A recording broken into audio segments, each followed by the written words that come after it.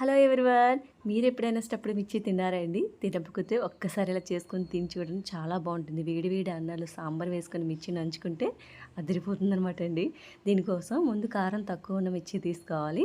తర్వాత వాటిని శుభ్రంగా క్లీన్ చేసేసుకొని మజ్జిగ కట్ చేసుకొని లోపల గింజ అనేది తీసేసుకోండి. కారం తగ్గుతుందనమాట. లేదు నాకు ఇంకా స్పైసీ కావాలంటే ఉంచుకోవచ్చు, ఏం పర్వాలేదు. సో ఇలా తీసుకొని అన్నిటిని కూడా పక్కన పెట్టేసుకోండి. పెట్టేసిన తర్వాత కళాయిలో ఆయిల్ వేసుకొని ముందుగా వేరుశనగలు బాగా వేయించుకోవాలండి. వేయించుకొని పక్కన పెట్టేసుకోవాలి. అదే కళాయిలో నువ్వులు ఒక 2 స్పూన్ల వరకు నువ్వులు, 2 స్పూన్ల వరకు వేరుశనగలు అనమాట. ఇవి కూడా బాగా వేగిన తర్వాత మనకు ఒక 2 స్పూన్లు శనగపిండి, ఒక స్పూన్ కారము, ఒక హాఫ్ స్పూన్ పసుపు కూడా వేసుకోవాలండి. ఇవన్నీ వేసుకొని బాగా వేయించుకోవాలి. పిండిని కూడా వేయించుకొని పక్కన పెట్టేసుకోండి. ముందుగా వేరుశనగలు వేగినవి ఉన్నాయి కదా, అవి తొక్క తీసేసి ముందుగా మిక్సీ జార్లో వేరుశనగలు నువ్వుల్ని ముందుగా మనం మిక్సీ చేసుకోవాలి. మరి పౌడర్గా చేసుకోకండి, కొంచెం గింజలన్నీ ఉండేటట్టు కసపిచ్చగా చేసుకొని సరిపోతుంది. సో ఇలా అయిపోయిన తర్వాత ముందుగా చేసిన పౌడర్, శనగపిండి పౌడర్ కూడా అందులో వేసుకొని కొంచెం సాల్ట్, కారం కూడా వేసుకొని ఒక స్పూన్ వరకు ఆయిల్ వేసుకొని బాగా కలిపేసుకోండి. ఇలా కలుపుకున్న దాంట్లోనే నిమ్మకాయలో హాఫ్ చెక్క సరిపోతుందండి. నిమ్మకాయ వేసుకొని మంచి టేస్ట్ ఉంటుంది మరి దీంట్లోకి.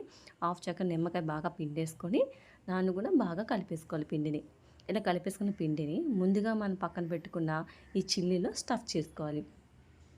బాగా ఎక్కువగానే చేసుకోండి, నొక్కి నొక్కి చేసుకోండి, బయటికి రాకుండా. టేస్ట్ అప్పుడే బాగుంటుందన్నమాట. ఇలా బాగా స్టఫ్ చేసుకున్న వాటిని అన్నిటినీ కళాయిలో ఆయిల్ వేసుకొని బాగా వేడి చేసుకోండి. అయితే కళాయిలో ఆయిల్ ఎక్కువ వేసిన అవసరం లేదు, ఒక 2-3 స్పూన్ల వరకు సరిపోతుందన్నమాట. వేసుకున్న తర్వాత ఈ చిల్లీ మొత్తాన్ని ఒక లైన్లో పెట్టేసుకొని మధ్య మధ్య కలుపుతూ బాగా వేయించేసుకోవాలి. చిల్లీ మొత్తం చుట్టూరా కాలేటట్టు చూసుకోండి. చిన్న మంట మీద వేయించుకుంటే బాగుంటుందన్నమాట. ఇలా అన్నిటినీ కూడా తిప్పుకుంటూ మనం వేయించుకున్న తర్వాత మనం మిగిలిపోయిన స్టఫ్ ఉంది కదా, అది కూడా అందులో వేసేసుకోవాలి. చివరిగా వేసుకొని ఇంకొకసారి బాగా వేయించుకొని ఆఫ్ చేసుకుంటే చిల్లీ అనేది రెడీ అయిపోతుందండి. చాలా అంటే చాలా బాగుంటుంది చిల్లీ. మనకి పెరుగన్నంలో కూడా చాలా బాగుంటుంది, చపాతీలోకి బాగుంటుంది, సాంబార్ రైస్లో బాగుంటుంది, దేంట్లోకైనా పర్ఫెక్ట్గా ఉంటుంది నంచుకోవడానికి చిల్లీ అనేది.